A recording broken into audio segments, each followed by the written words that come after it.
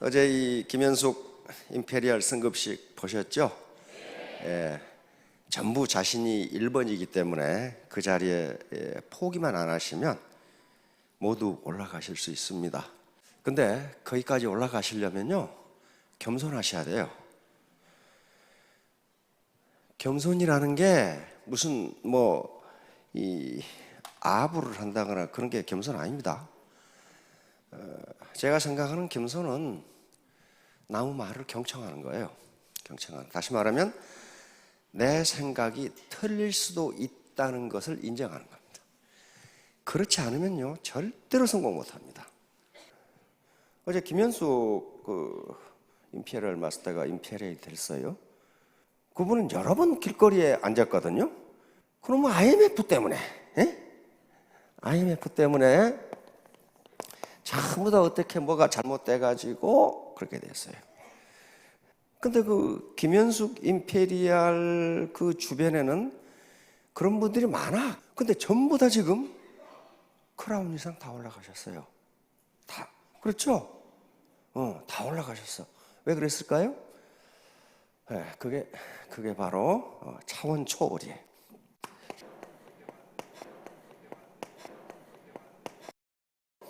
차원 초월, transcend.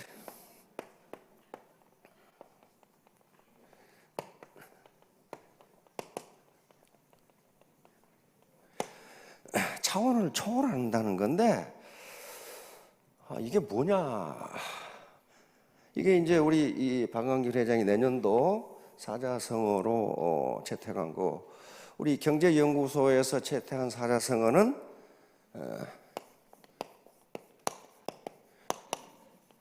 본립도생.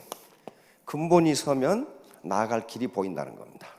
나아갈 길이 생긴다는 거예요. 논어 제2장에 있는 말입니다. 제1편 제2장. 그러면 본립도생과 차원 초월은 다른 거냐? 안 그래요. 천만의 말씀이에요. 근본이 서지 않으면 차원 초월이 안 돼요. 예를 들면 기지도 못한 놈이 뛰겠다고 나서면 그러면 어떻게 되겠어? 코 깨지고 이마 아파 깨져. 그렇죠? 근본이 돼야 돼. 근본이 돼야 돼. 그러니까 차원 초월은 다시 말하면 패러다임 시프트예요. 다시 말하면 자기 사고 구조를 완전히 바꿔버리는 거거든요. 그런데 자꾸 과거 캐리어 자랑, 그 다음에 가방끈 자랑하는 것은 패러다임 시프트를 못하는 거예요. 이 사고 구조를 바꿔버려야 돼요.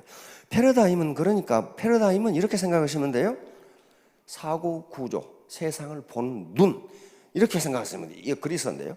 그러니까 그걸 바꾸지 않으면 차원 초월이 안 돼요. 그렇게 하지 않으면 애터비 사업에 성공하시기가 힘들어요. 자, 그런데 문제는 이제 어떻게 차원 초월을 할 것이냐 하는 문제야. 이게 중진국 함정이라는 말씀을 많이 들어보셨죠? 후진국에서 중진 상태에 가는 건 다 빨리 가요. 2차 대전 이후에 100여 개 나라가 중진 상태까지 올라갔다가 중진 상태를 넘지 못하고 바로 꼬그라진 게 거의 100개예요. 그걸 중진 상태를 뚫고 2만 불 이상 소득으로 올라간 나라는 5개 정도밖에 안 돼요. 자, 그런데 이제 문제가 또 생겼어요. 우리가 중진국의 선두까지 그냥 팍 치고 올라갔어. 서구는 그거 300년 걸렸어요. 250년이 300년 걸렸어요. 산업혁명 이후에. 근데 우리는 그걸 50년 만에 해내버렸어. 그렇죠? 세계에 유례가 없어요. 유례가 없다고. 그러니까 우리나라 같은 수준에서 경제가 3% 성장하면 뭐라고 부르냐면 경제학자들은 눈부신 성장이라고 그래요. 3% 성장이 무지하게 어려워요. 옛날에 6% 10% 성장하니까 경제가 성장 못하는 거예요. 그런데 그렇게 혁신, 인노베이션을 이루려면은 차원 초월을 하지 않으면 안 된다니까요. 안 되는 거예요, 그게. 자, 그러면 이제 경제학이 각광을 받는 시대가 됐다가 우리는 그거 가지고 어디까지 올라왔어요? 중진국의 선두까지 올라가 버려요. 근데 이걸 치고 올라가려고 보니까 안 돼. 이게 안 되는 거야. 안 돼. 우리가 2만 불까지 올라오는 데는 엄청나게 빠른 속도로 올라오는데 2만 불에서 3만 불을 돌파하는데 10년이 더 걸려. 안 되는 거야. 이게 안 돼. 왜? 그 차원 가지고는 이제 안 되는 거예요. 그럼 우리만 그런 게 다 그래. 다 그래요. 자, 그래서 미국의 천대 기업, 미국의 천대 기업이면요 굉장한 기업들입니다. 우리처럼 무슨 중소기업 그런 게 아니에요. 미국의 천대 기업의 CEO의 전공을 조사했습니다. 도대체 CEO들은 대학에서 무슨 공부를 했는가? 그런데 미국의 천대 기업의 CEO를 조사해 보니까 경영학을 전공한 CEO는 20%밖에 안 돼요. 20%밖에 안 돼. 나머지는 뭐 했어요, 그럼? 나머지는 인문학을 했어요. 철학, 문학, 종교학, 예술, 음악, 체육 이런 것들을 했다고. 그 말은 무슨 말이에요? 거대한 기업을 뚫고 올라가는 데는 영감, 창의성, 차원 초월이 필요한데, 예를 들면 소로스 펀드 우리 신사분들 아시죠? 소로스, 조지 소로스. 미국에서 가장 큰 그 펀드거든요. 그 펀드 매니저가 소로스인데 그 사람은 철학 박사예요. 철학자라고. 칼 포퍼라고 하는 세계적인 철학자의 수제자예요. 근데 그 세계 최고의 펀드 매니저예요. 그거 아니면 안 된다는 거예요. 자, 영국의 왕실 있죠. 그 왕자들의 전공을 보시라고. 왕자들의 전공은 경영학, 경제학 그런 거 안 합니다. 문학, 역사, 고고학, 인류학. 왜 그러겠어요? 대영 제국을 이끌어가는 데는 그 영감이 아니면 못 이끌어간다는 거예요. 그 대영 제국을. 그게 차원 초월이에요. 차원 초월. 자, 그래서 그 스티브 잡스가 그 잡스러운 소리를 몇 마디 해놨죠. 스티브 잡스.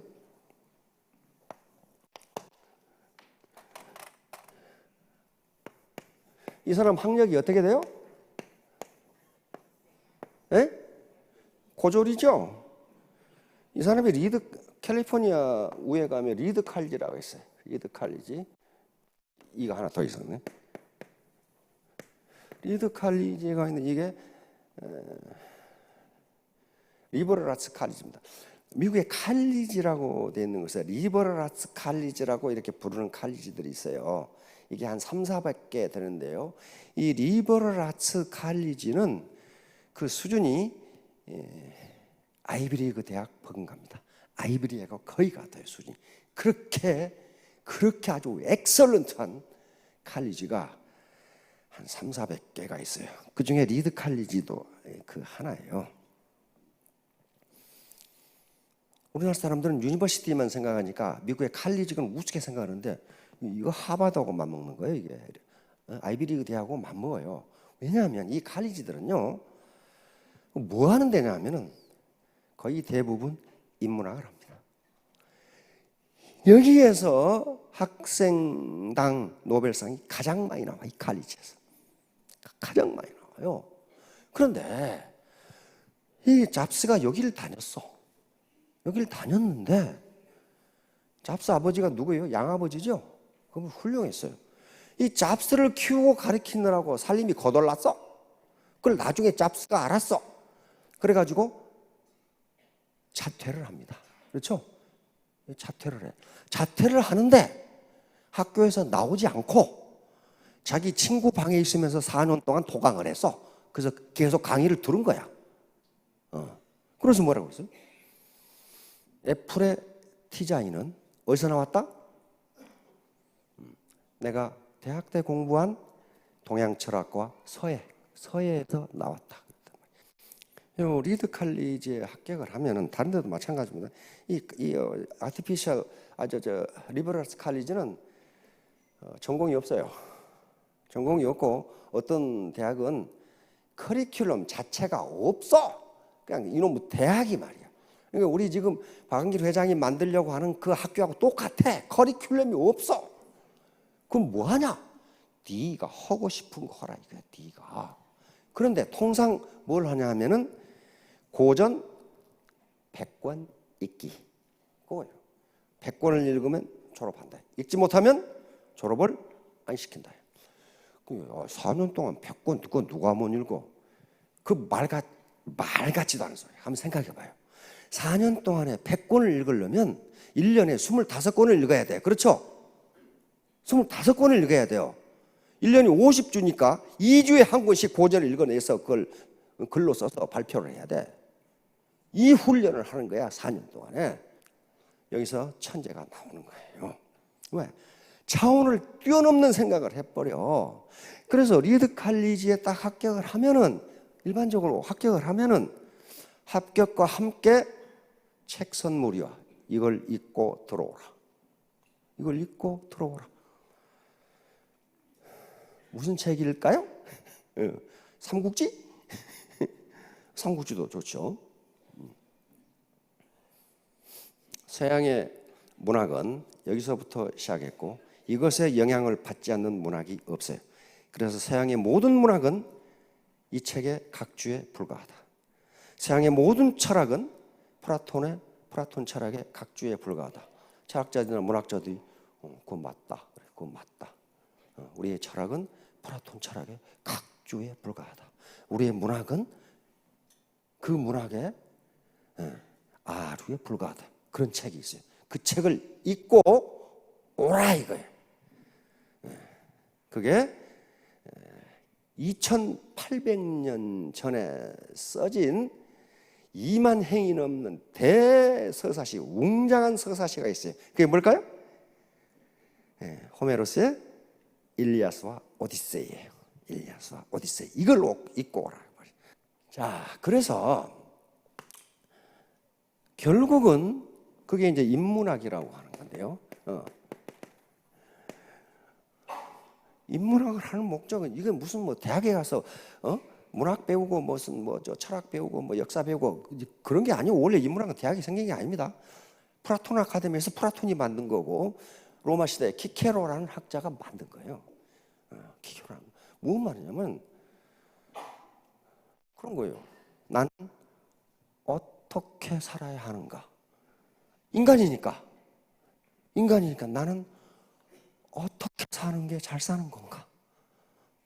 사람이니까. 두 번째는 어떻게 사는 게 정의롭게 사는 것인가? 다시 말하면 정의란 무엇인가? 정의란 무엇인가? 결국은 뭘 탐구하느냐? 인문학은 진선미입니다. 진선미.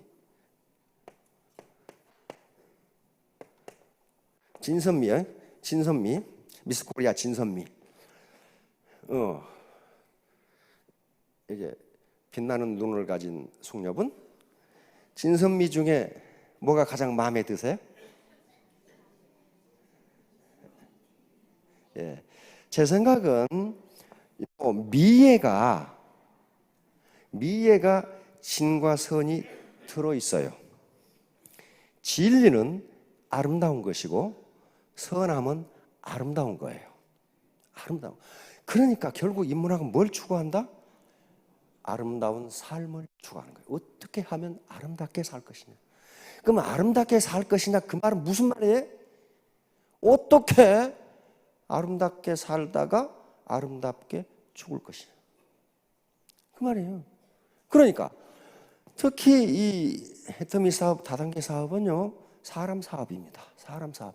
어떻게 사람들과 내가 아름답게 어울려서 아름다운 결과를 가져오고 아름답게 이 나라와 사회에 봉사하다가 아름답게 죽을 것이냐. 초인류 기업으로 가려면은 우리 애터미 리더, 애터미 가족이 초인류가 되지 않으면 절대로 초인류로 갈 수 없어요.